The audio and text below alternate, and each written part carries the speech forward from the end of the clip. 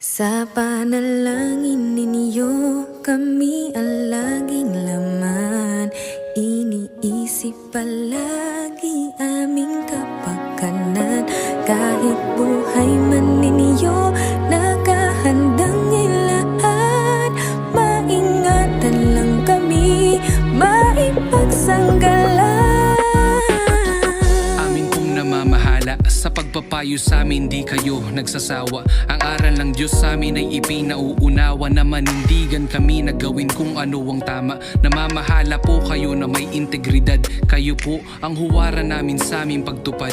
Naglulunsad kayo ng mga aktibidad sa layunin na kami ay maging masigla at matatag. At ang hangad po ninyo sa bawat isa sa amin, kami maging tapat at maging masunurin. Sundin mga aral na itinuturo ninyo sa amin, hindi para sa inyo kundi para sa amin. Bagamat ang iglesia ay inusig, kayo po ay inupatan, kayo ay nilait, kayo po ay nanindigan at hindi nagpapigil. Pinatunayan ninyo sa amin ang tapat ninyong Sa pag-ibig. panalangin ninyo, kami ang laging laman.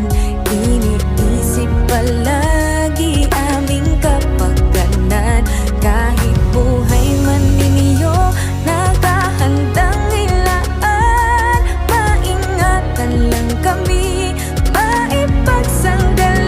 maipagsanggalan. May mga lumaban at may mga nanira, tinangkang pinsalain ang inyong pamamahala. Nagsalita ng salitang masasama, hindi sila nagtagumpay at sila'y napahiya. Bumangon ang mga huwad na mananampalataya. Nagtangka na sirain ating pagkakaisa. Pinili ninyo kami higit sa kanila, hindi kayo pumayag na kami ay masaktan nila. At katulad ng palaging naririnig po namin na sinasabi ninyo sa tuwing nagtuturo sa amin, mahal po ninyo kami, mahal po ninyo kami. Ito po ay totoo at damang-dama po namin. Kaya dalangin po ng buong iglesia, ingatan pa kayo aming tagapamahala.